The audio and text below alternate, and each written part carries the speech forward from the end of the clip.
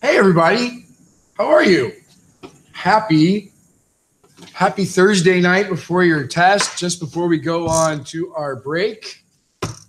Hope you're having a great evening. I am Mr. Vanover, and this is APUSH period 6. online woke study session. So hope you're all having a great evening and that you're ready to do some good studying. I am ready. I have some Diet Coke. We're all cracking that open now. And get my little cup here, put some ice in it, and then we're going to get our studying on. So I'm glad to see I'm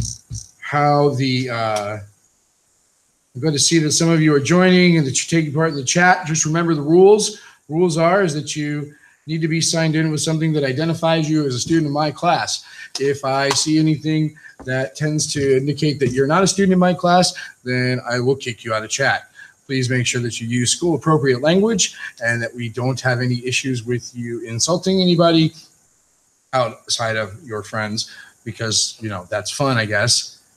And that you don't mess with anything to do with maybe if there's a Kahoot, so that you don't have any abrupt end to this study session. So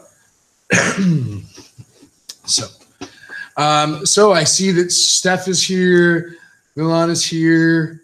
Let's see here. Let's see what else. Caitlin said that she called Chief and wanted to know when the quizzes you took Friday will be in. Well, I haven't set up the grade book for this quarter yet, obviously, because it started like a week ago. But essentially, like a week and a half ago, I should say, sorry.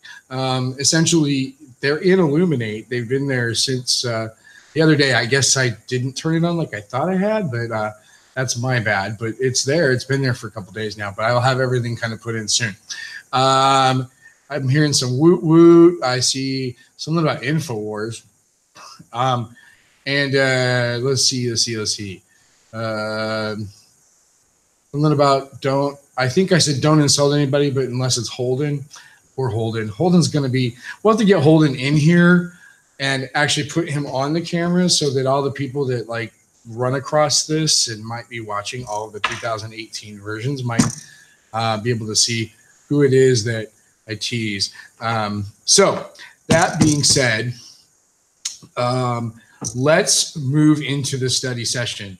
I always say this, but I'm going to try not to go too late tonight because, well, I don't know. I don't want to go too late tonight, to be honest with you. But, you know, I love the children. And what can I say? I want you to do well, and I want to help you do well. Now, first thing we're going to do is we're going to go to, let's see. Let's go to some Albert before we go to the Kahoot. Yeah, let's go to some Albert before we go to Kahoot, because I just want to make sure that we look at some stimulus questions and things like that. You know, that's important and all. But let's make sure that we get this up and running. And got to put out your little pop-up here so I can see what you're saying in your chat. Otherwise, I have no idea. And let's see. Holden is the star. Not. And let's see here. I got to put my little screen up here so I can see what's going on. We can monitor, and everybody's happy.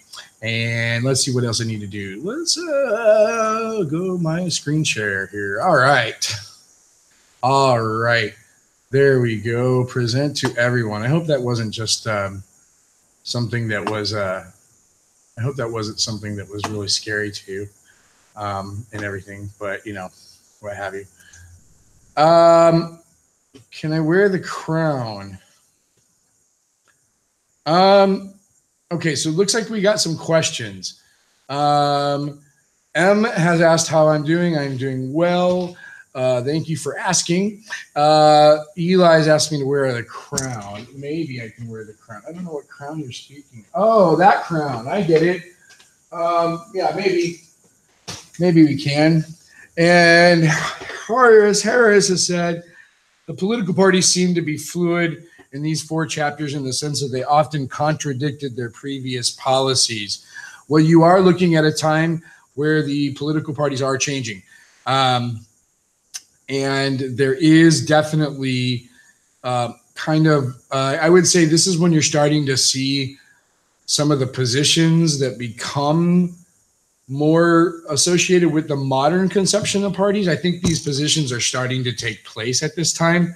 So you're definitely kind of onto something there when it comes to that. But let's take a look at some of the general policies of the time. So let's go say here to let's look at the railroads real quick. So what we have here looks like we have the it says here, Pacific Railway Act Section 2 be further enacted the right of way through the public lands be, and the same is hereby granted to said company for the construction of said railroad and telegraph line, and the right, power, and authority is hereby given to said company to take from the public lands adjacent to the line of said road, earth, stone, timber, and other materials for the construction thereof.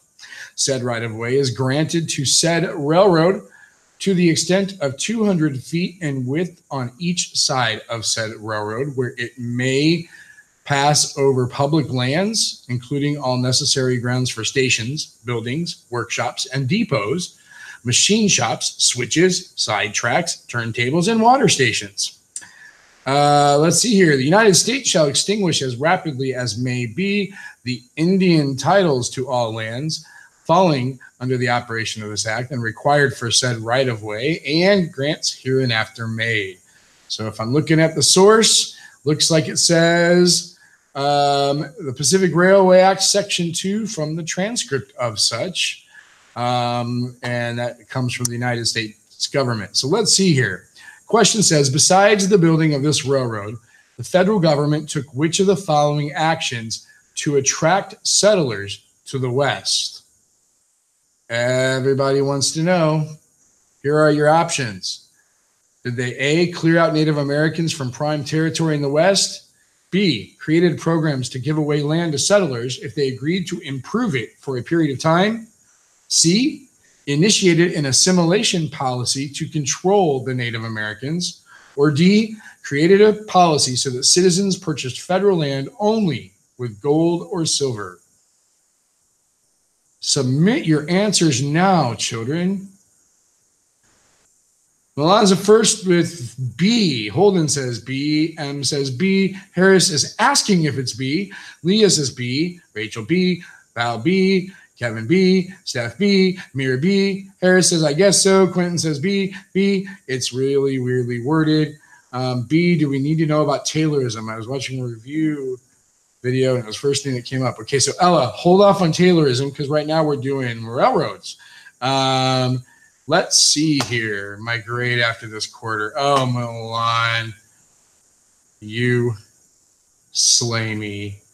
And let's submit your answer. And you are correct. Yay! Let's take a look here and see where it says, during the Civil War, the United States government began a program to attract settlers to the West for strategic reasons. One of the first reasons was the passage of the actions was the Pacific Railway Act and allowed for the creation of the Transcontinental Railroad. Besides the building of the Transcontinental Railroad, the federal government created the Homestead Act, which gave the head of each household 160 acres of land in exchange for a $10 filing fee and a promise to improve the land for 5 years. So,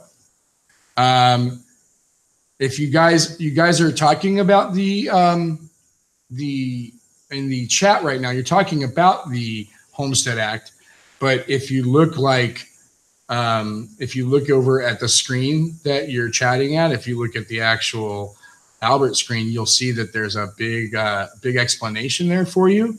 So Harris said that he thought the Homestead Act was just to settle there, but that is not the case. They had to improve the land in some way, which basically, if you're going to move to open land, there's only a couple ways you can improve that, and one of which is going to be farming, I would say. So that's where the Homestead Act actually creates creates a draw for people to come out and settle on the land. And Armand Harris just said, I thought that it was just to settle there. No, Milan says, thought it was too small to actually do anything productive on it. That's not necessarily the case. Armand just said, I thought the size was sufficient, but the quality of the land and the climate was what limited the Homestead Act. And then Milan says, I think it was a combo of both. I'll say this one. In terms of what Milan said as far as size, I would say that I don't think 160 acres of land is anything to sniff at. It's a quarter. It's part of the whole quarter section of land, and it's a pretty good size. That being said, I think Armand is hitting at it more. The quality of the land is actually really good for farming if they can get water going to it.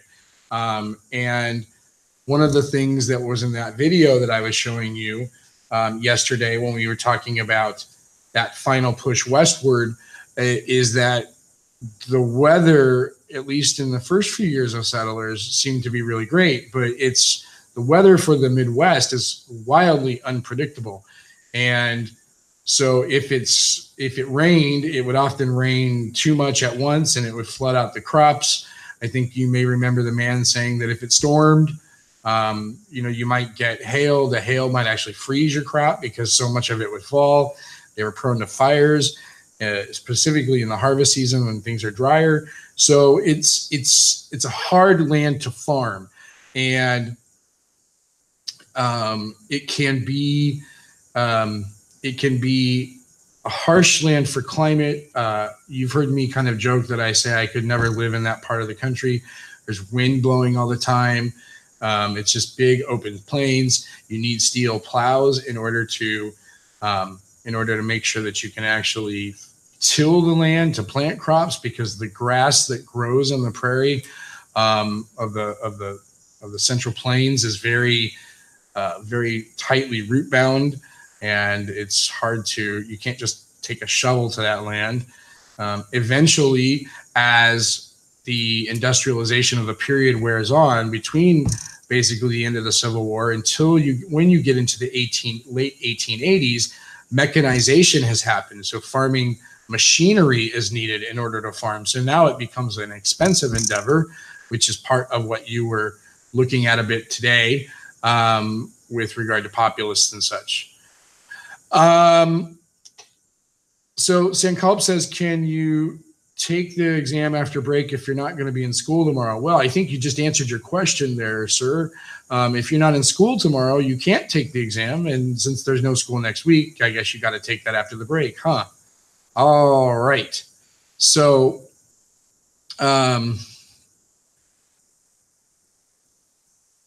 let's see.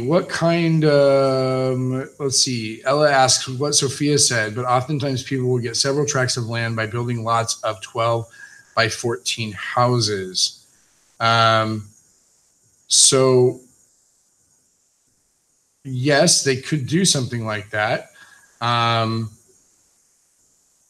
But I want you guys, I'm glad you know that about the houses. That's actually rather good information there that is not widely known. I was actually kind of thrown by seeing you type it.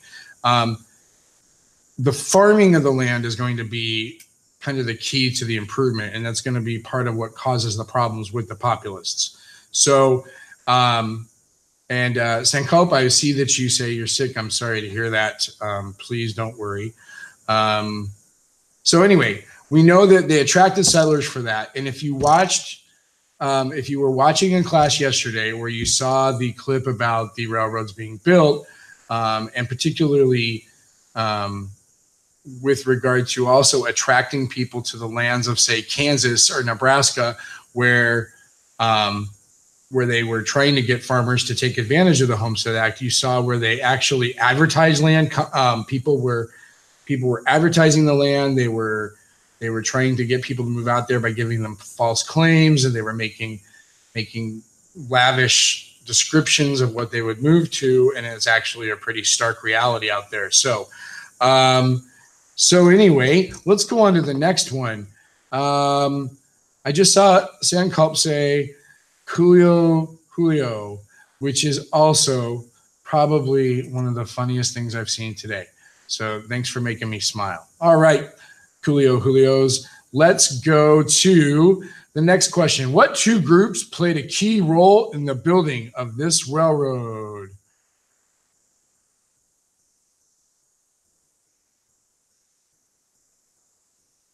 German and Irish immigrants, slaves and Native Americans, Irish and Chinese immigrants, or Chinese immigrants and slaves?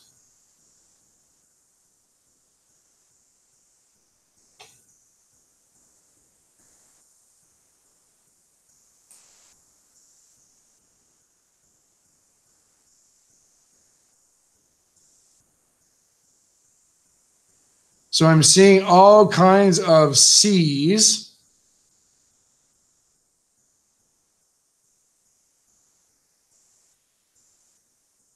So I'm going to have you guys not talk about whatever this is that supposedly happened at school today. Love you all, but I want you guys to keep focused on this. So C is what you guys are saying, but maybe X as well. I think that's just Val trying to give everybody a hug. So Irish and Chinese immigrants is correct. And we know that the Chinese immigrants were recruited, including actually having Congress pass an act to actually encourage their immigration to the United States. And then the Irish obviously were not very well liked, as we've talked about, as an earlier group of immigrants during let's say the second wave or the period of old immigration. We know that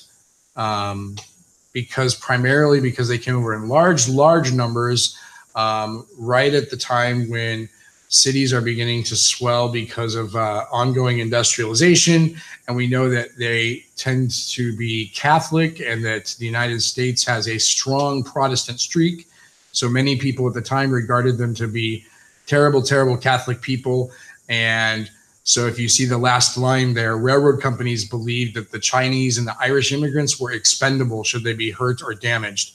Injured, not damaged. So anyway, all righty. Let's go then to the next one. Results of the Railway Act.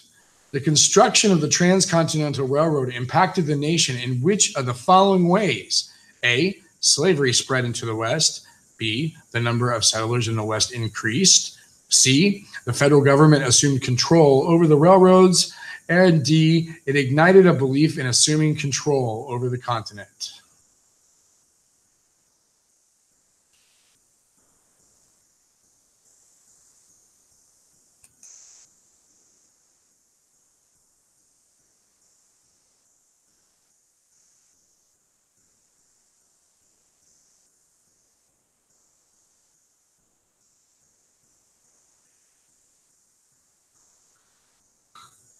I'm seeing lots of B's coming from you all.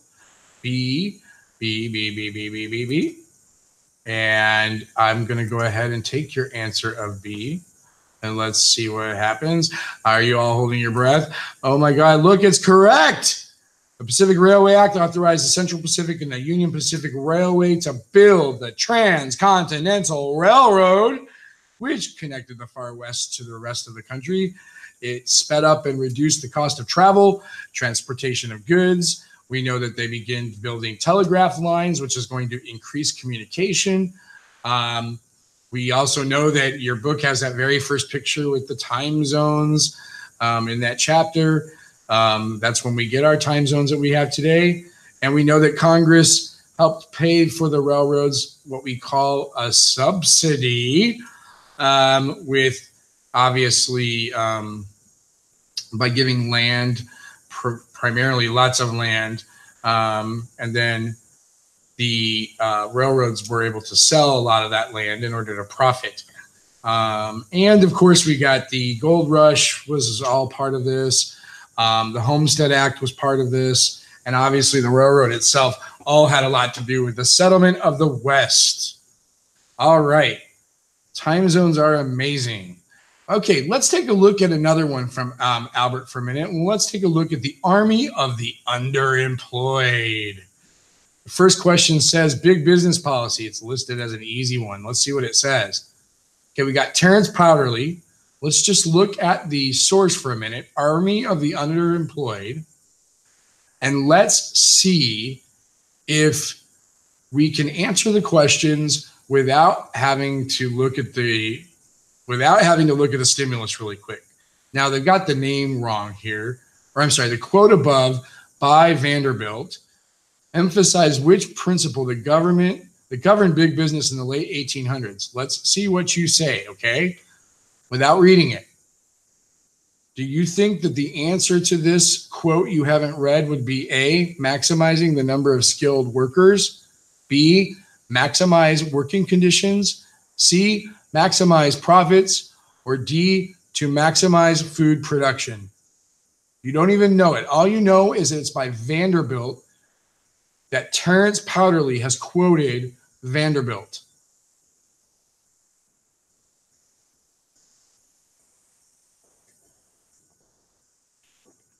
The only mean one, Quentin says. Those Dutch are mean people. Excuse me. Vanderbilt is a railroad dude. Yes, he is. Nicely done.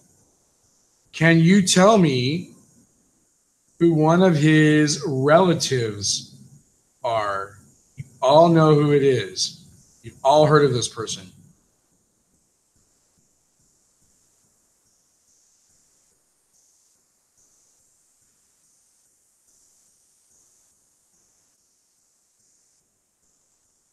Most of you are saying C. No one's guessing the side question. Vanderbilt is for the railroads. He builds railroads, and he was involved with the building of involved with steamships before that. Isabella just said, "Isn't Anderson Cooper a Vanderbilt?" And you are correct. So Ella says they did not maximize working conditions. They were just trying to make the most profit and limit cost deficit. Isaac has asked, how would you even maximize working conditions? What does that mean? Optimization. Ugh. So here, look at it like this way. If I had to explain to you in the middle of a test, which I shouldn't ever do, but if you were to ask me, what do you mean by maximizing working conditions before we actually submit your answer, that would mean trying to provide the most optimal working conditions possible that would maximize worker productivity and basically happiness and satisfaction. That's what I would say that would mean. So with that being said, let's submit the answer. And you are correct. Now, before we go to the explanation, here's what I want you to do. Ready?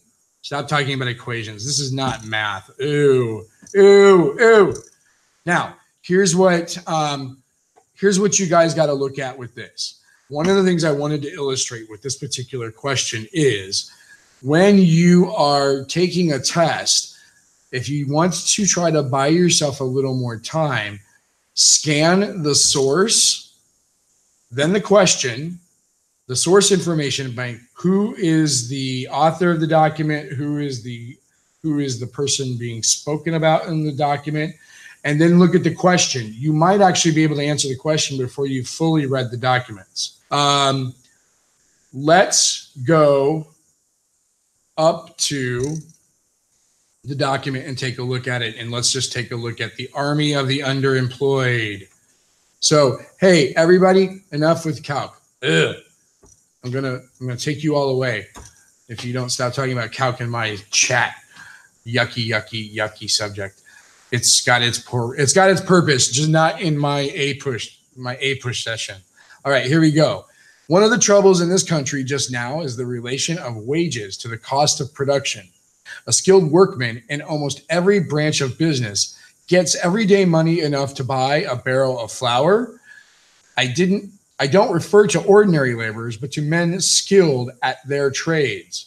The man who makes the article receives as much wages in as many instances as the article is worth when it's finished. This is not exactly fair, in my opinion, and must be adjusted. Until wages bear a truer relation to production, there can be no real prosperity in the country. Cornelius Vanderbilt. Now, the next one is Mr. Powderly. I have seen no denial of the above and take it for granted that it is a correct report. Mr. Vanderbilt starts out well enough, but he is in error when he says that a skilled workman in almost every branch of business gets enough money every day to buy a barrel of flour. I know of no business in the United States in which a skilled mechanic working regularly at his trade by day gets money enough for this day's labor to buy a barrel of flour. So let's take a look. Let's take a look then at the explanation so that you guys can get some review out of this. Whoa, come on. There we go. All right. So during the late 1800s, the laissez-faire policies of the U.S. government allowed the economy to grow, creating that second industrial revolution, or like I told you guys, the late industrial period in the United States, or the period of rapid industrialization. Many businesses of the late 1800s sought to establish a monopoly. You know this. Monopolies reduce competition to maximize profits, and businesses would sometimes use unethical or strong-arm tactics to drive their competitors out of the marketplace. Some people called those folks robber barons. Other people say they're just the best people ever. But right here at the bottom is what you're looking for. In response, organized labor targeted robber barons as the source of the problems of the working class. And then you and I talked about these things in class the other day. Labor unions use strikes and other tactics to win better conditions for workers, but robber barons held power due to the laissez-faire and social Darwinist approaches of the Republican administrations of the late 1800s. Remember when we said somebody started off at the beginning saying that the political parties seem to be very fluid during this time period and that they seem to be changing positions. And this is one of those little pieces of evidence right there at the bottom of the screen that you start to see the Republican administration being very pro laissez-faire, pro-business, and adopting, even if not saying as much, adopting what we would call a social Darwinist approach to the idea of the workplace in the very least. So this is when you start to see that particular conception come about that you have with that perception of the Republican Party today. That's something to be very aware of. Now, that is not an overnight thing. That does not mean that the Republican Party 100% buys into all of that. Theodore Roosevelt in the next unit will be a big exception to that. He will not necessarily fully believe in total laissez-faire. So I want to highlight to you, since we have talked about the evolving role and the evolving positions of the political parties, since we started talking about political parties. But at the same time, I want you to realize that it's not 100% correct to say the Republican Party takes on a pro-business stance in the late 1800s, because that pro-business stance is nuanced, and you can't just say 100% that information and be correct. So let's go to the violent strikes. Ready? All right. Violent strikes. What social issue alluded to in the paragraphs above incited one of the most violent strikes of the late 1800s? A, inhumane working conditions in factories. B, the allowing of immigrants to work in factories. C, the use of child labor. Or D, the lowering of wages and maintaining high rents on lodgings.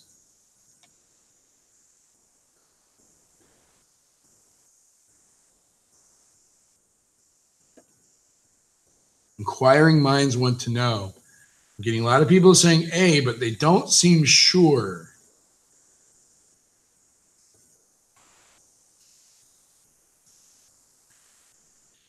Evan so far is the only dissenter, and he's screaming it with lots of exclamation points, saying D. Armand is agreeing. Mira is agreeing. Kevin is agreeing. Sophia is agreeing. Quentin is agreeing. And so is Lenny. Sam E. Sammy's agreeing. So is Holden, although that would make me want to change my answer. Then there's Alex. He says it as well. So it's A versus D. It's like the midterm elections. Rachel has said D. So she has changed her answer, I noted. Interesting. All right. So let's see. I'm going to take one of those people. Let's go with Sophia Aiello. Sophia Aiello. Why did you say D right away?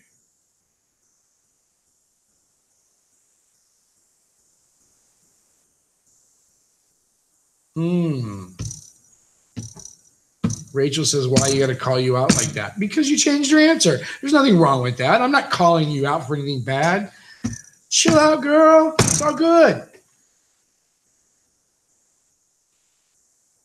So I'm waiting to see if Sophia Aiello gives us an explanation. And then Harris has made a question about the latter half of that response, the maintaining of high rents on lodgings, and then we'll get there. Isaac says, yeah, why would they strike over something that their employers were unlikely to control? Uh-oh. Milan says, well, they could live in one of those factory towns, those company towns. And Mir says, factories were bad, but doesn't inhumane imply something significantly worse? Ella says, it was the Pullman strike. And Isaac says, I don't know, and laughs his butt off. And then Armand says, Pullman! Harris says, can we read the paragraph? It's the same paragraph.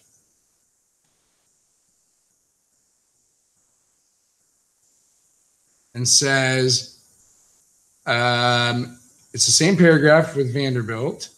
And Sophia says, Pullman strike. And Armand says, Georgia Pullman houses. And then Sophia says Pullman strike. Jaden says Sophia was a better substitute teacher than the substitute teacher today. Ooh. Spilling some tea there. Let's see. Sophia's a legend. Okay, we all know. Pullman said that workers bring other workers if you give them a push. Vanny says they continuously had bad conditions, but the lowering wages was a change. Milan says, yeah, but Pullman had nothing to do with the lodgings, right? Sophia says she didn't answer in time. M says, and Pullman controlled the whole entire town. Quentin says he did. Holden says, I laid on the floor today and relaxed, and our sub didn't notice. Thanks, Holden. Okay. Let's see. Milan says, okay, the answer is probably D, but if this was a test, I don't know if I'd have changed it, so I'm sticking with A. Milan says, Vanny, don't do me like that. Rachel says T. Isaac says it has to be D if it alluded to the paragraphs above. Let's see. Are you ready? Are you ready? Here we go. Da-na-na. Let's see who's right. You are correct if you chose D. Industries in the late 1800s often owned entire towns in which the factory is located. This meant that the factories not owned only the factory, but all the stores and lodgings in the town. Housing, sorry. This goes back to the tradition of the Lowell Mills of the early 1800s, in which they put all the dormitories up for the ladies to work in. Labor unions documented instances of factories raising the cost of rent while lowering wages in order to maximize profits. The Pullman strike of 1894 resulted from this combination of low wages, worker layoffs, and stagnant rent prices. Woo! Harris said he probably had put D if he originally read the paragraph. Harris, not only did you see that paragraph, but I read it to you. Arrgh. So, doodle jump gang? Oh, I don't even know what that means. Okay, same oof. Leah says, yeah, I didn't read the paragraph. Isaac says, I play PBKP. Okay, I don't even know what any of that is. Rip me. All right, so D is for depression. Are you right? I'm not going to break my desk. Thank you for noticing that. Inhumane, Mir said, was the key word in deciding. Mir, why did you say that? What made you say that inhumane was the key word in deciding?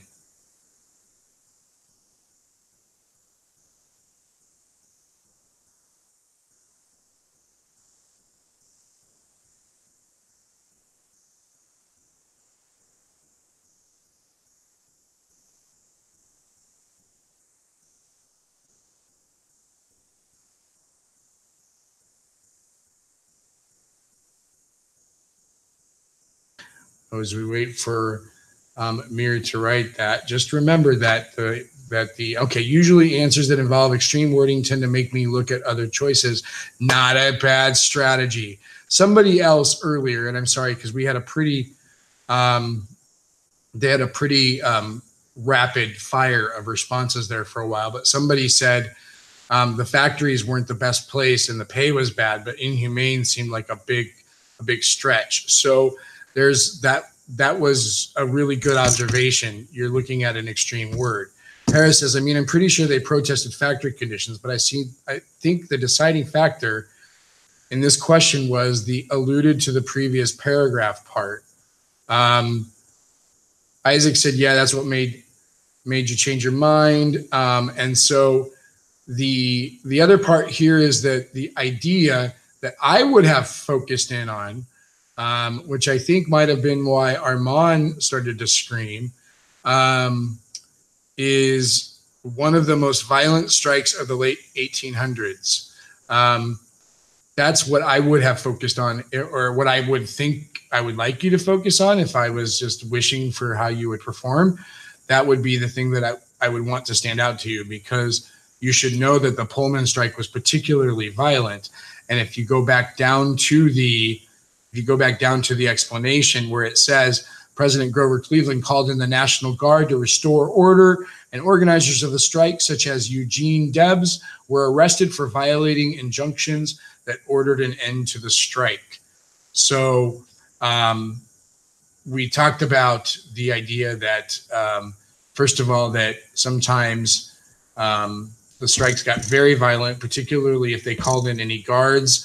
And I'm going to call out Jeffrey for just a minute, because Jeffrey, not in a bad way, Jeffrey said something a little earlier about, would it be a continuity of the U.S. government exerting economic control between Hayes and sending federal troops to end the railroad strike, and Washington sending federal troops to end the Whiskey Rebellion? I would say that would be, well, I definitely call that a synthesis moment. I'm sorry, I'm not on camera and you didn't see my dab, but I did. I would say that was actually a very good observation. I would say that it would be, for it to be a continuity, you'd have to see if every time people got a little anxious, did the government send out troops? I'd say that would be a comparison, Jeffrey, as far as historical thinking skills go. So there you go. So Steph, that was 19. If we don't see it, it didn't happen. Okay, I'm going to go with that. Armand says, I thought that one document we analyzed in class where the town was built from like Pullman train cars or whatever, and how the people complained on Pullman ripping them off on housing. You did look at that document, and you are correct, Armand. Look at it from this standpoint. Pullman is a town in Illinois. give me a moment, and I'm going to give you something to look at. Pullman, Illinois. It's outside of Chicago. Well, it's actually considered part of Chicago now. At the time, it was actually outside of Chicago. It's now one of the Chicago neighborhoods. But if you look at this, if you just go do a Google search real quick, if you want to just do a quick little intro here, and I don't have this right in front of me. Let's see. It's now one of Chicago's neighborhoods. It's 12 miles from the Loop. Don't even worry about that. The older historic area is referred to as Pullman. As a landmark district, the northern annex historical area is usually referred to blah, blah, blah, blah, blah. The development built by the Pullman Company is bounded.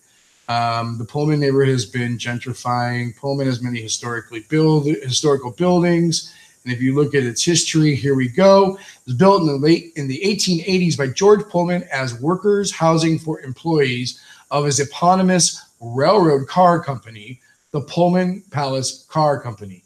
He established behavioral standards that workers had to meet to live in the area and charge them rent. Pullman's architect, Solon Spencer Beeman, was said to be extremely proud that he had met all the workers' needs within the neighborhood he designed. They were distinctive row houses, and they were comfortable by standards of the day, and they had indoor plumbing, gas, and sewers. And then, of course, this talks about the strike. So you can see that there was definitely the idea of a Pullman town. And that's pretty good. I like it. So there you go. You learned something new. Everybody's happy. And we're going to go back to studying APUSH with questions again. So that being said, let's go back to the chat. It's 8:21. Let's see. It's okay. We're gonna stop with the let's stop with emojis, because emojis are stupid. Not necessarily, but give me a second, and we're going to transition over into some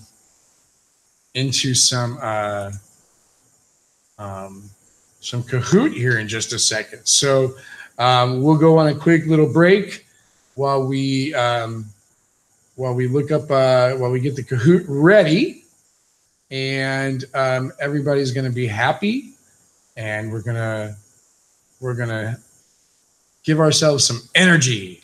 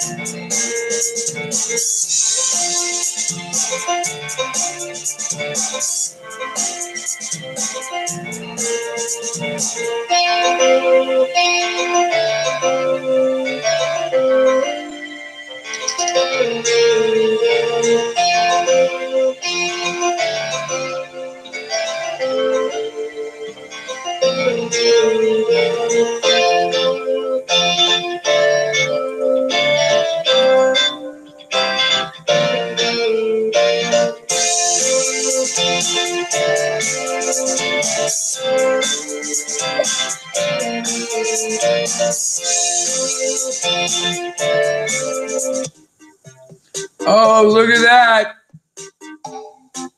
It's time for your Kahoot. Thanksgiving theme at that.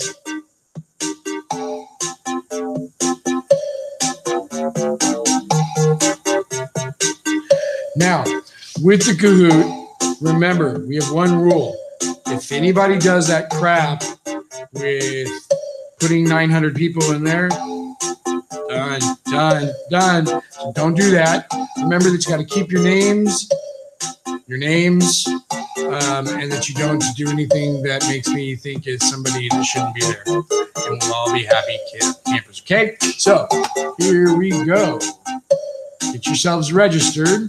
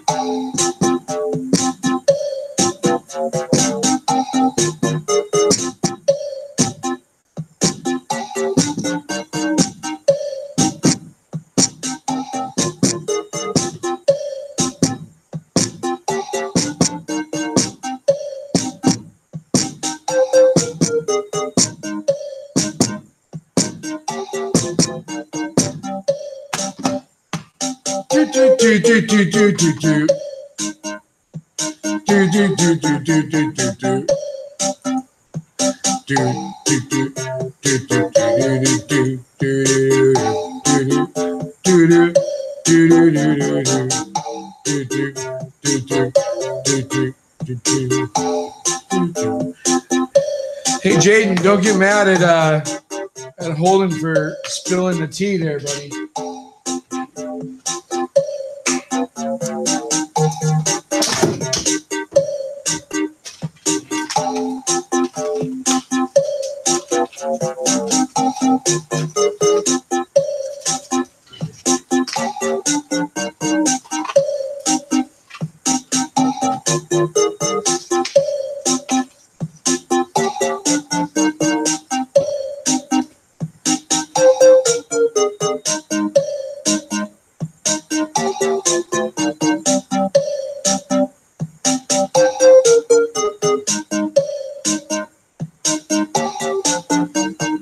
Get yourself all put in.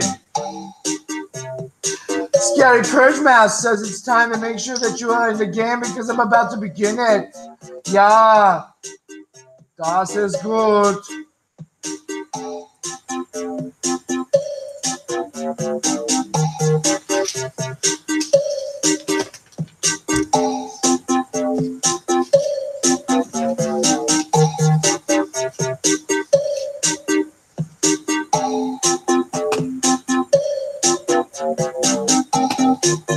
All right, Chief, it's about right. Here we go. The most famous political cartoonist of the age who commented on pressing political issues was...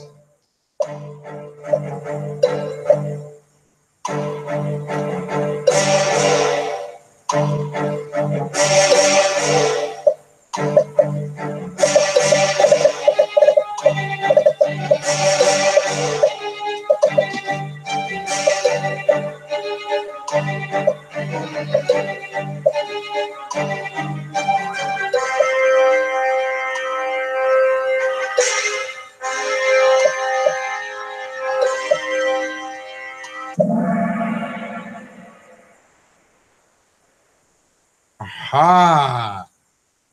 It is Thomas Nast. Mark Twain is a satirist, not a political cartoonist.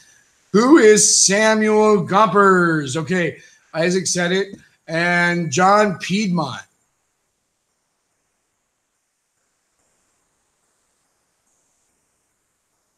That's actually, don't even worry about it. Let's go. Devin Booker. Who's Devin Booker?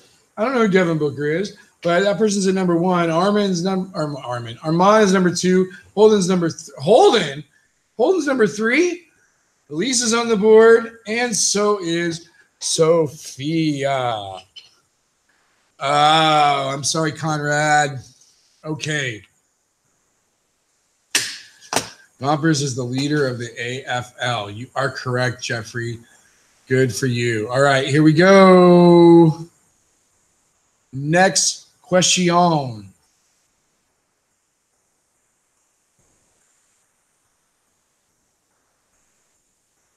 Where did General Custer discover gold that led him to violate United States treaties?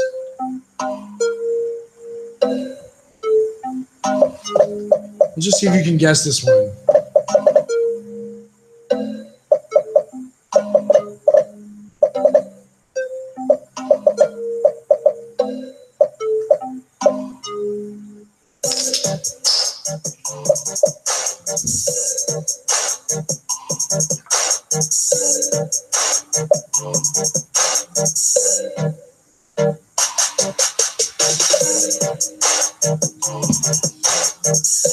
I want to see if you guys get this one.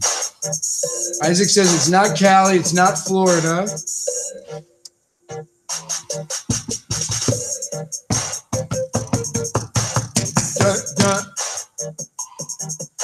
Custard.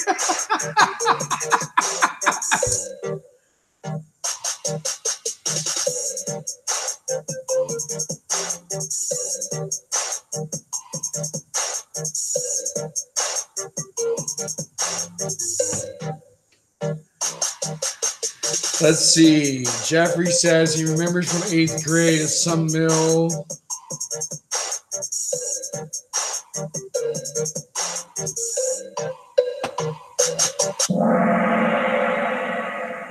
So this I left on there just to see how you guys did, but it is the Black Hills.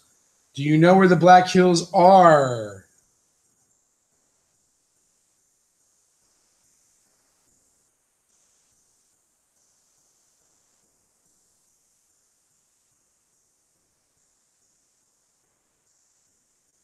I like what Conrad says. Florida sucks too much for the universe to allow gold to develop there. And California just can't be the answer due to your own arbitrary decision. Alex says Dakota. Renee says South Dakota. Yes, the Black Hills of South Dakota is where they found gold, and that ended up violating United States treaties with the natives. California was before this time period, you should know. You're correct, Florida, like, ugh. And Renee, you said it was the Sioux, and you are correct. And the Colorado Springs, nothing is in Colorado Springs. I'm sure something's there. But if you're going to think of Colorado in period 6, think Denver. Colorado Springs is more in the mountains. Okay, let's take a look at who's ahead here. We have Elise in at number 1. Nice, Elise. Holden is at number 2. Shocker. Ernest, you're at number 3, buddy. Ella's at number 4. And Alex is in at number 5. Loving it. Here we go. No, we're going to skip that one. Don't do it. Laws that enforce the segregation of blacks are called Jim Crow laws. But remember, I told you that we talk about those in civil rights. So, all right, here we go. At least we're still in the same place. Here we go. All right. Which of the following groups of people would most likely support the Chinese Exclusion Act? Is it the railroad countries, corporations? Would it be industrial workers? Would it be nativists or wealthy capitalists?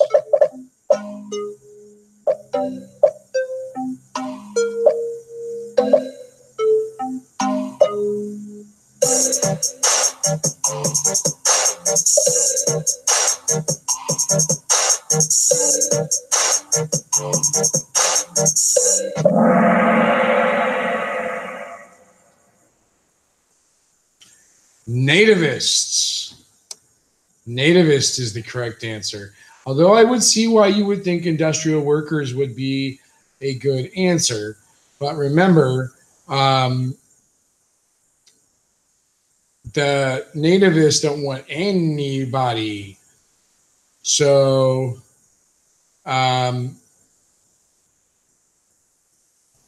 okay. So anyway, trick question. But weren't they taking all their jobs, Sammy asks. Sammy, I would say to you, yes. I would never put that kind of a question on your test. Or if I did on accident, I would say probably, I would probably give you guys credit for either one of those because, as Jaden just said, you can argue for both.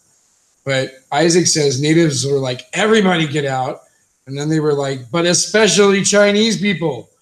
I'm going to say yes, Isaac, I really do. I really do like what you've said there. But I do think that you'd make a good argument for industrial workers because they tended to be anti-immigration altogether. I would say this, however, industrial workers, where are they in the world? Where are they in the country?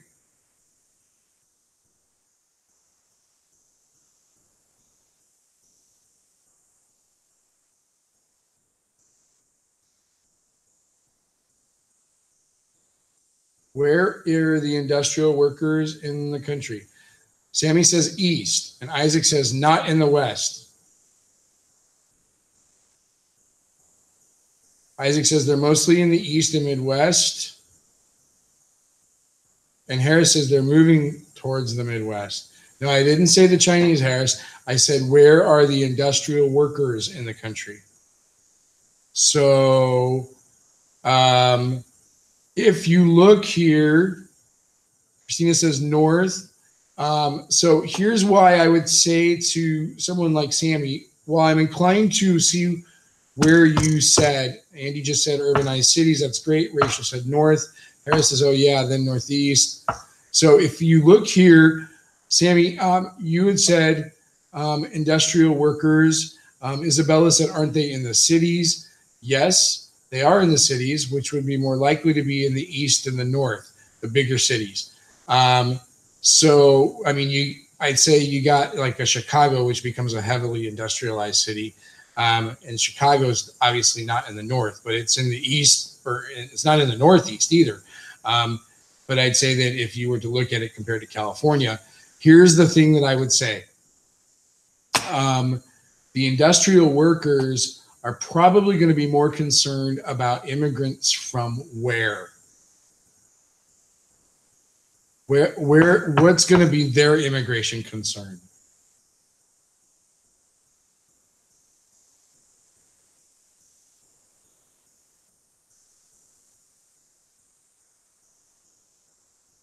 Christina says Ireland, then Eastern Europe, Ireland, Eastern and Southern Europe. I would say keep Eastern and Southern Europe in mind. Like Quentin just said, like Southern Europe and East Europe, etc. Christina says Slavic. Sophia says Southern or Eastern European immigrants. Alex says Russian and Polish. That's correct too. Remember, Irish immigrants are unliked. You are all correct with all of you that said Ireland or Irish. You're correct, except that remember that the Irish immigration is going to be most closely associated with the period before this, which we would call either, we would consider the Irish part of old immigration or second wave immigration. So you don't, keep in mind when we're talking about the Chinese Exclusion Act, which is in 1882, you're talking about the period of new immigration. So what I would say is this: if I was an industrial worker in the eastern part of the United States in 1882, I really don't care what's going on with the Chinese. They're out west. They're not taking my jobs. And so if I was going to be technical, and I'm explaining this to you guys because I understand why you would choose industrial workers. If the question had to do with, if the question read, which of the following groups of people would most likely support restrictions on immigration? I would say industrial workers and nativists would be a very, very good two answers to this question. I would probably be inclined to consider counting industrial workers on this, but I want you to understand where the technicality comes in. Of those two answers, industrial workers are going to be more concerned with the new immigrants coming in from Eastern and Southern Europe, who are more of a threat to their jobs than they're going to be on nativists. So, Christina says, were nativists not limited to similarly northern industrialized cities like industrial workers? Was nativism a nationwide movement? So, Christina, that's a really good question. Here's what I'm going to say.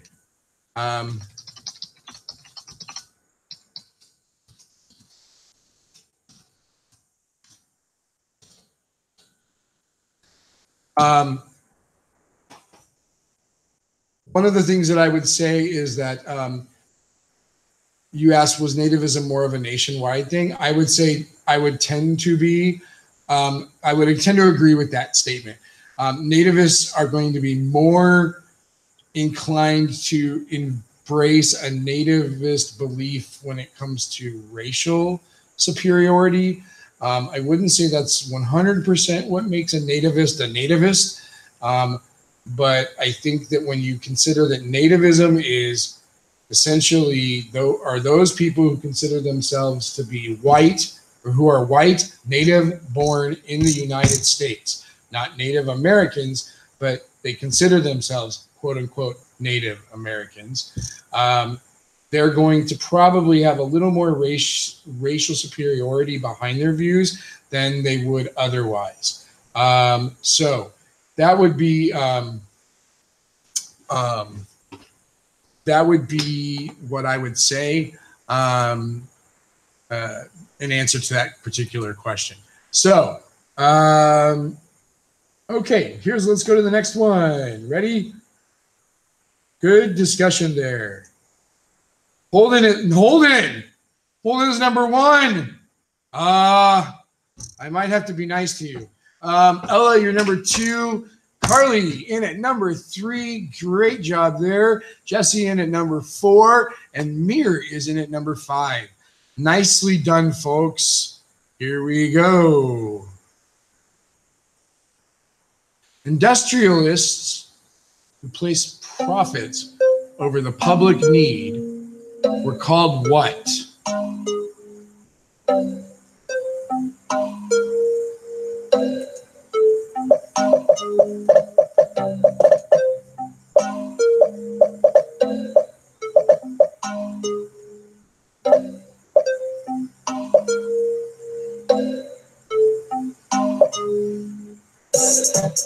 Were they robber barons?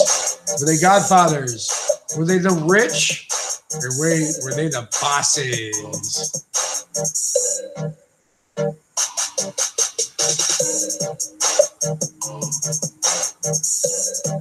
Yeah, I know. The lag, though.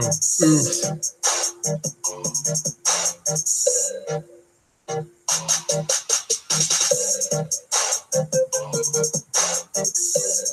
Ella says it's Vito Corleone.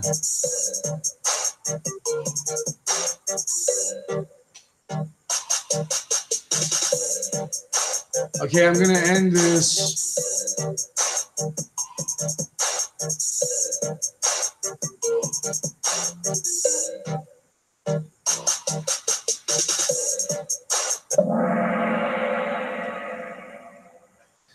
Thank you, Robert Behrens. That is correct. The bosses, remember, bosses are going to be the people who run the political machine.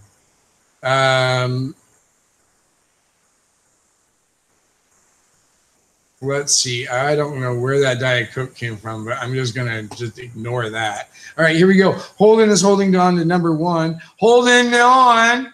And Ella is at number 2. Jesse at number 3. Mir has moved up to number 4. Quentin has reached the board at number 5.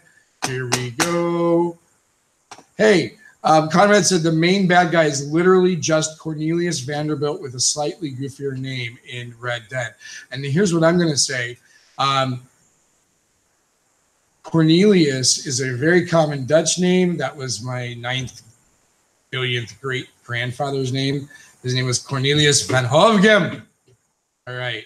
Anyway. Create. There's number 6.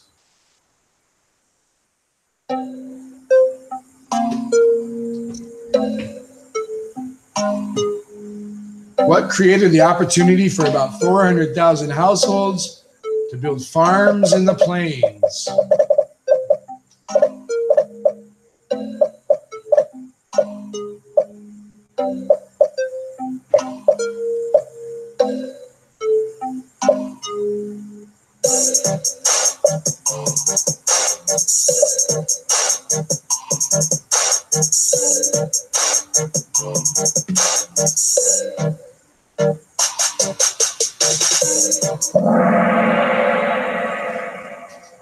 You are correct.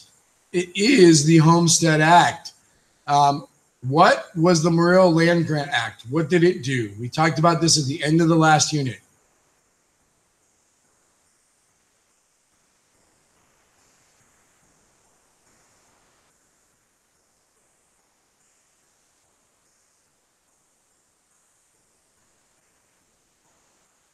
I said B. You are correct. Land grant colleges, Renee says. Great. Land grants to railroads was not Morrill Land Grant Act. It was granted land to colleges. Louisiana Purchase. Okay, we all know that's not the answer. And the Land Act of 1785. What did that do?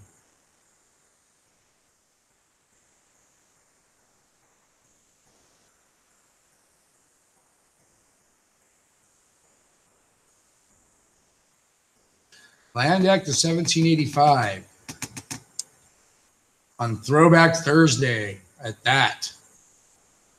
Something with land, Conrad says. I love that answer. Doesn't give us what we need, but hey. Harris says it was a Northwest Ordinance. It was under the Articles of Confederation. You are correct. Bold of you to assume I remember period 2 or whatever period that was. It's period 3. Set up a system to make new states. Nicely done. Woo! Okay, here we go.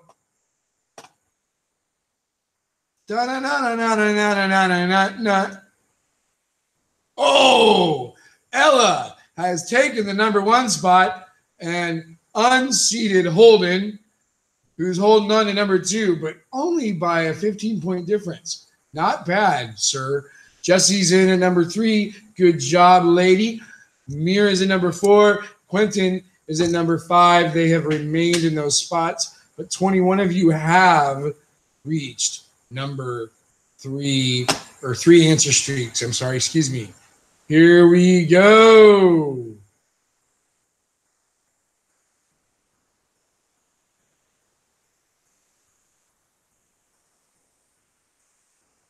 This question will be the first time a president ordered U.S. troops to stop a strike. Was it the Panic of 1892, Railroad Strike of 1877, Haymarket Square of 1886, or Homestead in 1892?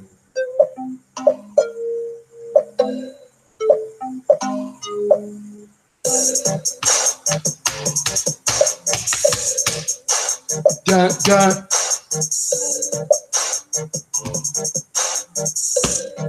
Isaac, you're just misclicking a lot tonight.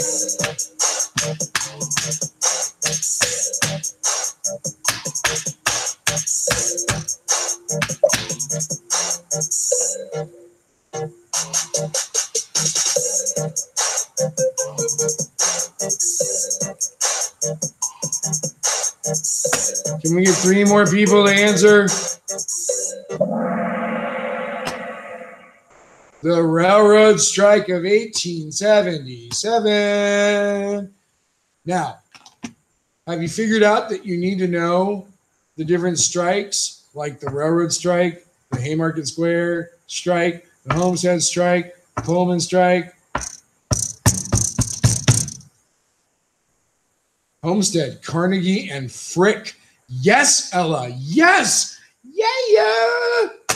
Nice, nice, nice. All right. So, well, Isaac wanted to suffer. Okay. Let's take a look here. Ellen at number 1.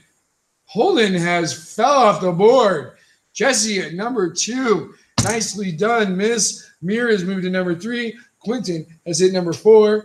And we got Harris Bag. And at number 5, here we go.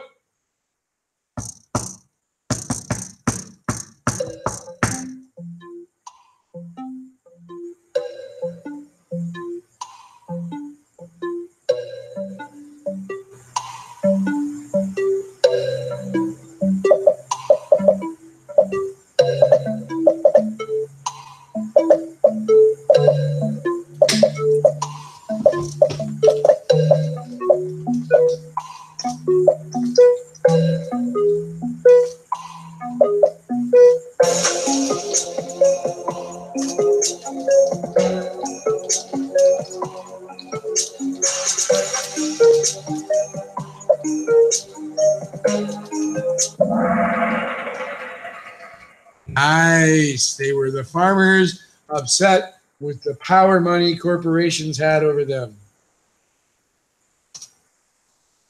So, what is the picture of? Sammy asked.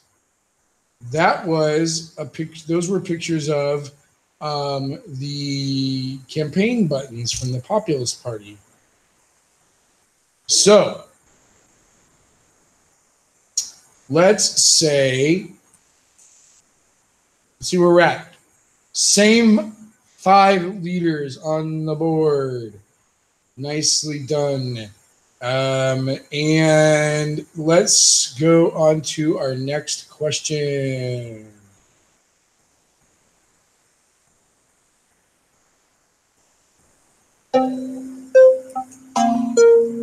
What event brought Indian survival to a crisis during this time period?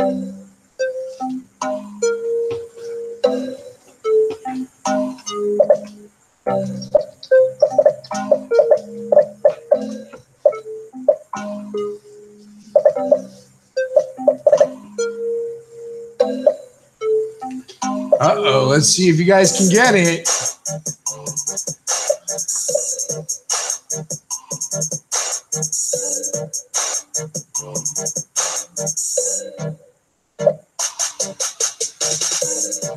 Oh no, Ella.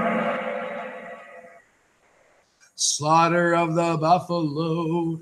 That is the correct answer. So sorry, Ella, you got yourself a wrong answer there. So the Dawes Act would not be something that would bring Indian survival to a crisis level during this time period. The Treaty of Fort Laramie would have tried to end a war. Sand Creek Massacre would be just those Indians at Sand Creek. So let's say slaughter of the buffalo is the correct answer because of why? What was one of the biggest reasons the buffalo were being slaughtered in large numbers? Does anyone know? I know your book talks about it.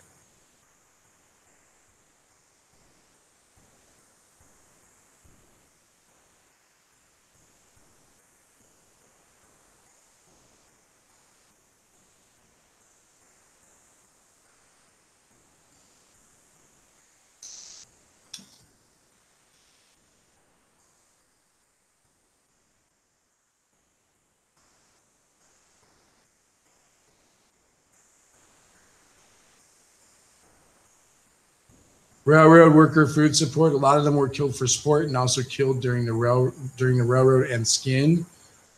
Hides in clear land for the railroad. That is correct. So yes, you're correct, Isaac. The slaughter is also to erase the native way of life. You are all correct. Nicely done. Jesse, number 1. Mir at number 2. Quentin in at number 3. Renee has made it to the board at number 4. Ella, with her incorrect answer, has dropped to number 5. Sorry about that. So let's take a look here. This person created U.S. Steel, the nation's first billion-dollar corporation.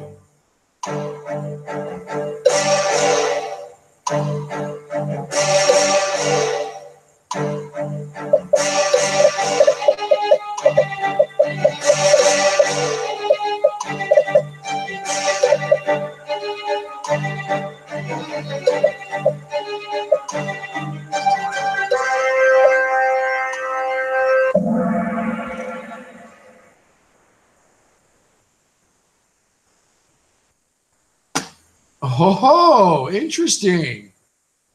What was Andrew Carnegie?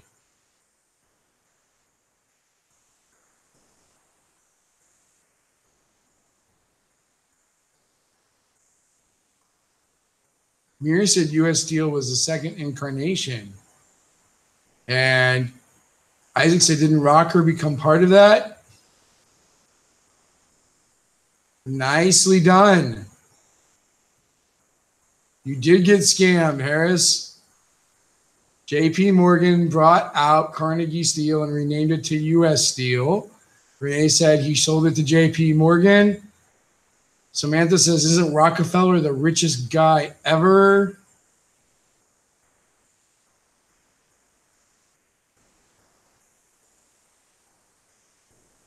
Jaden, I literally am watching the chat. J.P. Morgan bought Andrew Carnegie's steel business and formed U.S. Steel. Did Rockefeller do Federal Steel? This feels like what a literacy test would have felt like. What does John D. What is Rockefeller known for?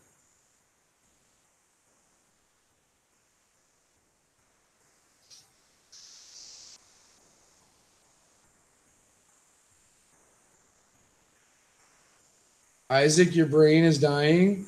Mir says oil, as in Standard Oil. Yes, nicely done. So just remember, J.P. Morgan's a dude being rich, I think. Standard Oil, Jay's record label. Jay-Z's record label. Vanny, I'm not in any of your classes. I know you're not. It's okay. Rockefeller was the first billionaire, says Harris. Oh, whatever. Okay, whatever. I didn't make this. I copied it. It's a duplicate. So it's just a game. Don't worry. I will never ask you one of these anyway. Mir at number 1. Quentin has raised to number 2. Jesse is in at number 3. Holden has made an appearance back at top 5 at number 4. And Evan is in at number 5. Fumph. All right. So, Harris, don't worry about whether or not it's absolutely true, because I'm never going to ask you that question, and neither will AP. That's probably some textbook question that the teacher who made this, the teacher who made this took this from. So don't worry. All right. Quentin, the code is 218-1055. Down at the bottom of the screen.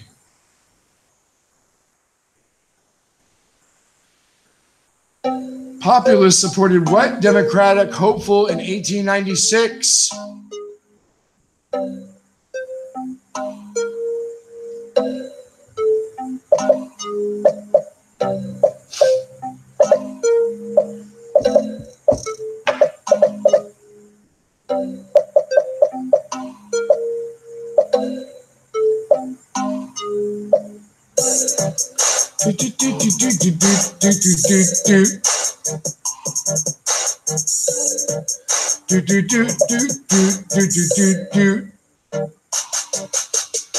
Oh no, Ella.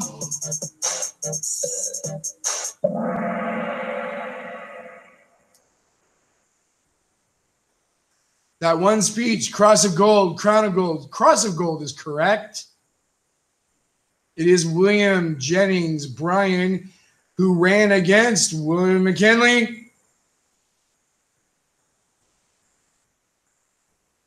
Fun fact, Grover Cleveland is the only U.S. president to have a city and a Sesame Street character named after. Gosh.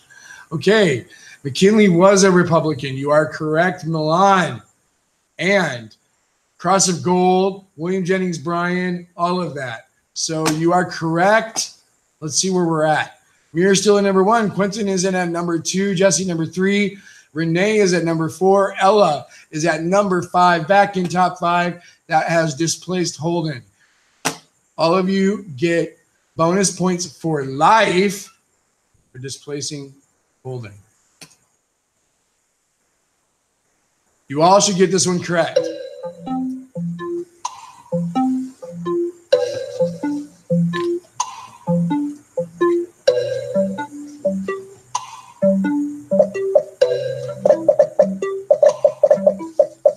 Hey, Holden, you get bonus points for life for being Holden.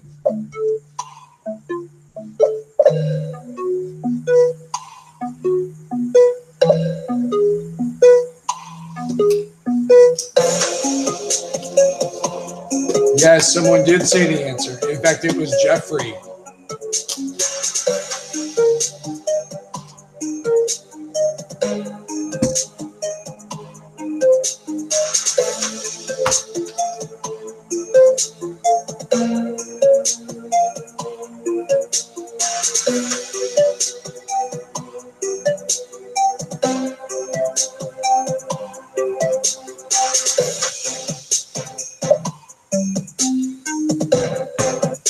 Come on, children.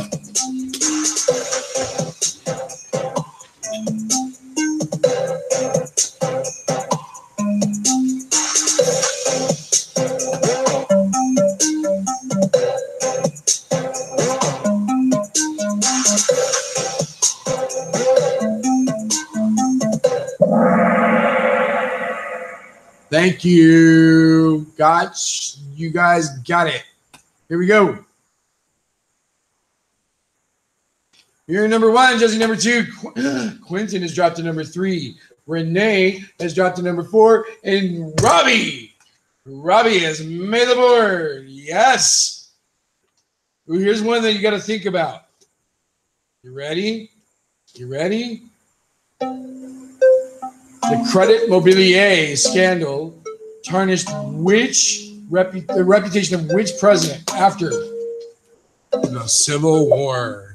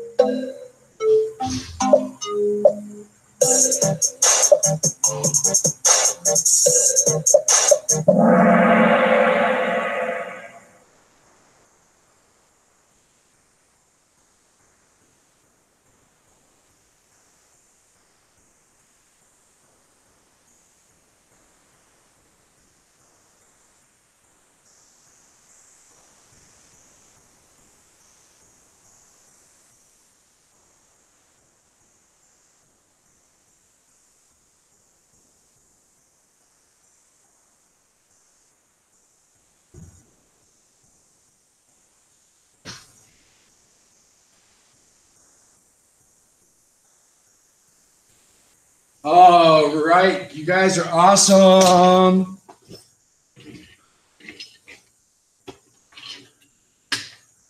Okay. Let's take a look here.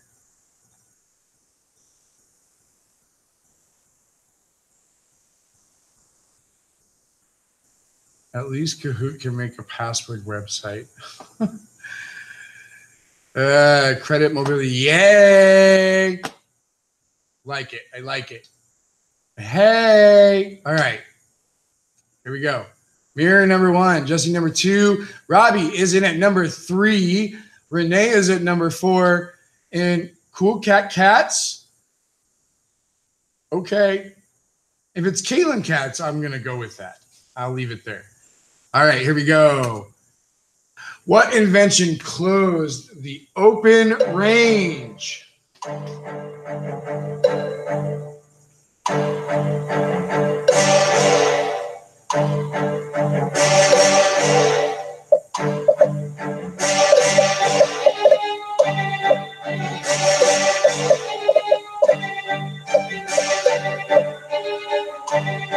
Uh-oh, I gotta wait here.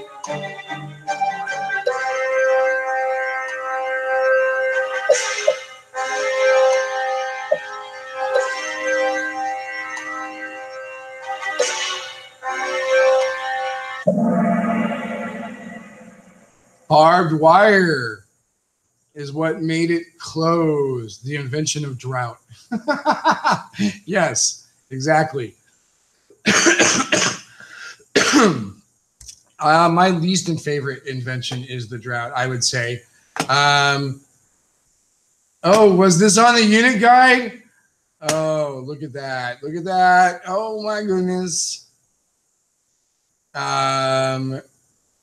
Isaac invented drought. No, Al Gore invented drought and the internet. Look it up. All right, here we go. Mirror at number 1, Jesse at number 2, Robbie at number 3, Renee at number 4, and Holden has made it back to the board again.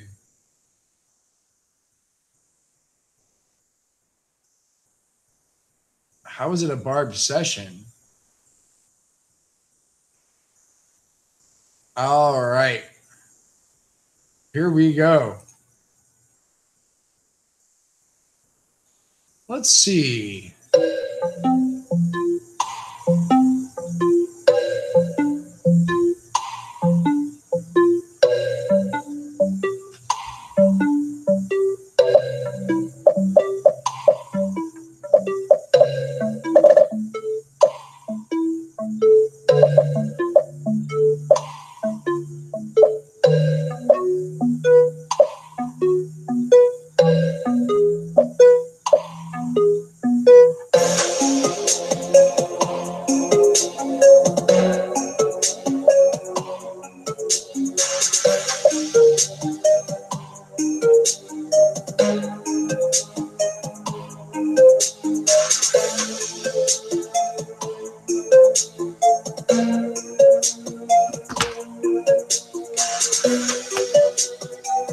Took a loss.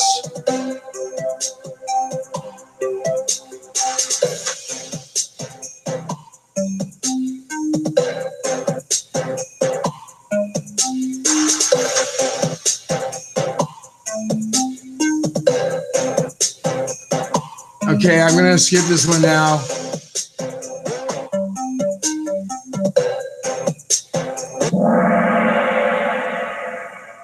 This is okay. It is on your unit guide, I'm pretty sure, but we will do this a little separately in class just a bit later. All right, all right, all right. Here we go.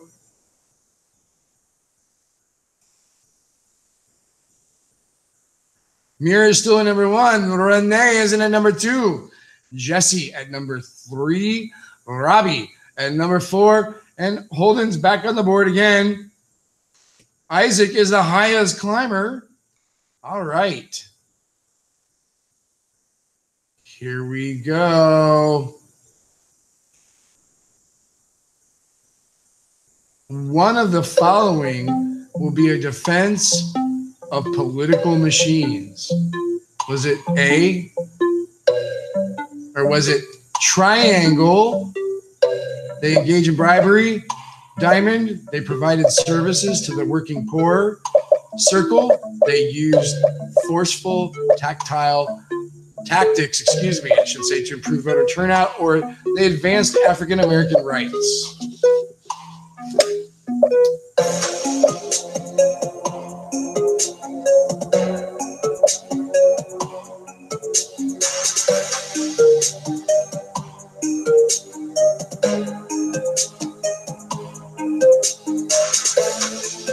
Ooh, mirror. Oof.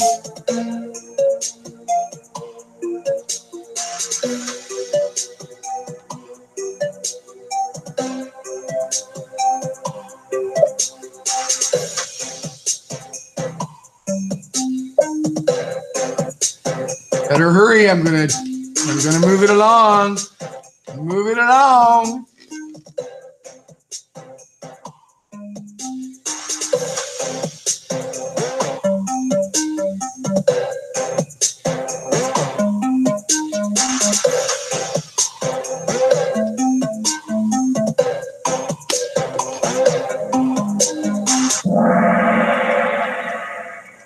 They provided services to the working poor. So that was what they said. You might want to say, you know, we've got our faults, but you know what? Government doesn't do anything for the poor, but we political parties, we do. So here we go.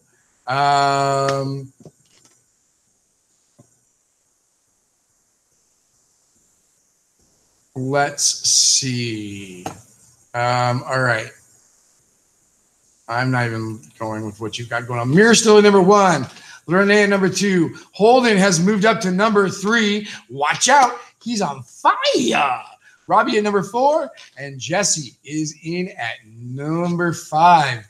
Jesse is tenuously holding on to being on the board. Let's see what we have going on here next. Ready? Okay.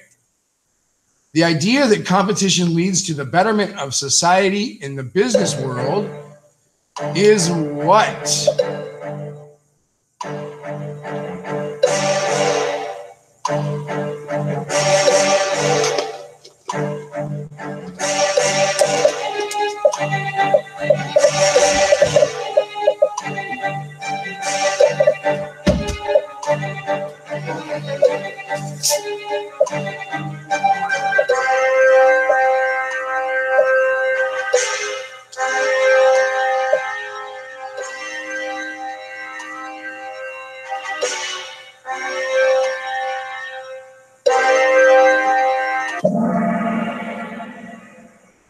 You are correct. It is social Darwinism. Isaac says, what is the difference between circle and squares and square in terms of business? And Renee says, laissez-faire was about government involvement, I think. And Isaac says, oh, yeah. And let's see. What's the difference between the diamond and the box? Darwinism spied to the non-business world. Hi, Lexi. So explain the diamond. What is the free enterprise system? So Conrad says, doesn't social Darwinism just mean that the poor get screwed over because they're poor and we shouldn't care? Well, maybe.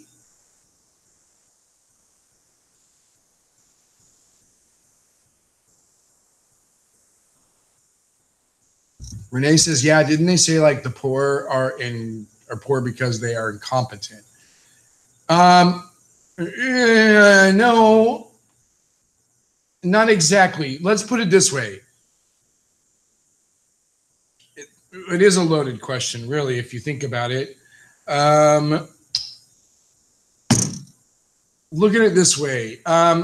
Social Darwinism would apply Darwin's theory of evolution to humans in the sense that in terms of socioeconomic status, we would say that the people who are the richest in society have demonstrated, for lack of a better term, that they have evolved to a point where they are able to achieve their wealth because of a process that would be essentially evolution. They've been born with better talents, and they've been born with better abilities than the poor. So in other words, this is just nature. It's science. It's not because we're evil people. It's just because this is the way it's worked out in terms of nature. So if you were going to use the word incompetent, I would say there would be differences in competency based upon evolutionary scale and birth, not necessarily because they're just incompetent, but because that's the way they've been born. The skills they've been equipped with aren't going to be the same as the wealthy industrialists. So now, when you look at, Robbie says, are free enterprise and laissez-faire the same thing?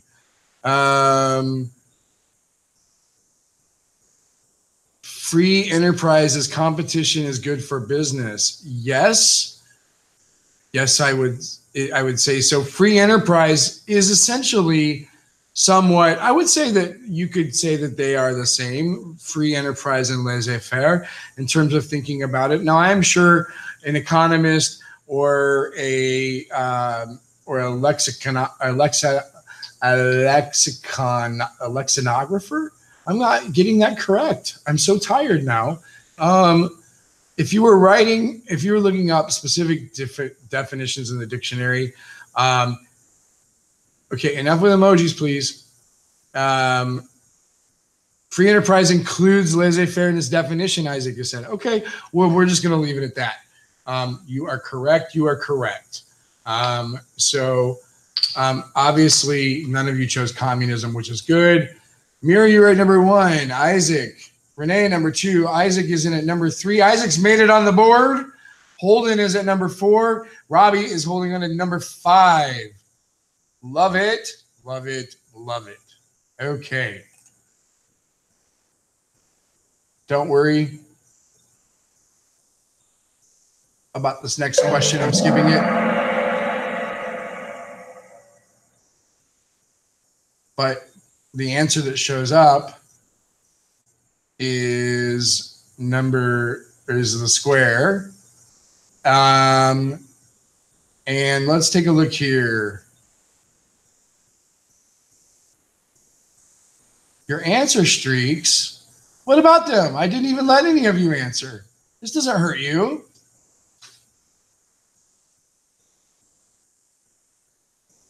Your answers are still the same.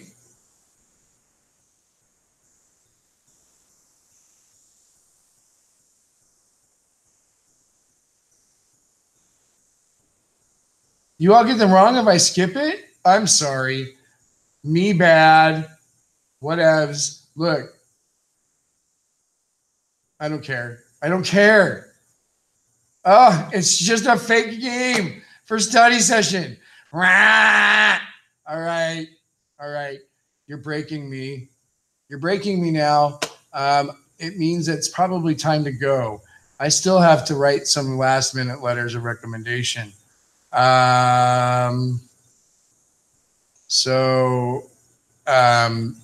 Yeah, it's going to be time to go. So I think it's time to call our game what it is, which is Mir has won the non-existent competition. Yay, Mir. Loving it. Renee is in at number 2. Isaac finally ended up at number 3. Holden actually made it on the board. I am really excited about that. Robbie is in at number 5. With the exception of Renee, everyone in the top 5, 4 of the top 5, are in first period. I am very proud of you all, except for Holden. And Renee, I'm proud of you too, because you are representing period 3. very nicely. So that being said, we're going to have to put this together. What we're going to have to do, let's see. Rachel says, you know what else is really fun? Comedy Sports. See it tomorrow night in the Black Box. I agree. Comedy Sports is awesome. You all should go because it is so awesome. Quentin, Renee is representing you because you're not on the board. So anyhow, here's what I'd say. What we're going to do is you're going to go see Comedy Sports tomorrow because you're all really great kids and you're going to help Comedy Sports make some cash and you're going to laugh at it. You're also going not to stay up very late tonight. You're also not going to stay up very late tonight, excuse me, because that doesn't help you get a better grade on the test in the long run. Now, does it, children? No, it does not. So you're going to be just fine in that regard. All right.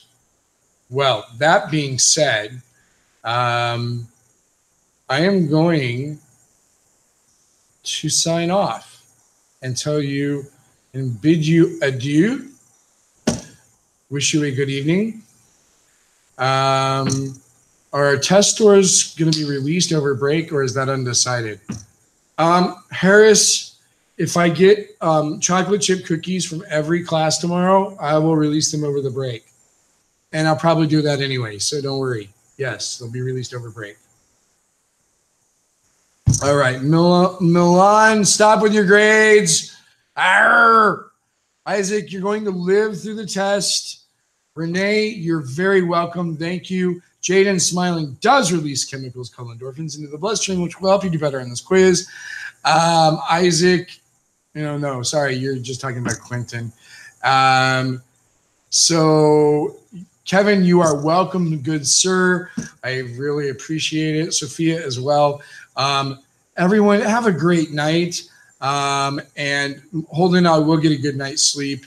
And you all have a wonderful evening. And I'll see you tomorrow before we go on to Thanksgiving. Have a good night. Take care of yourselves. Peace out.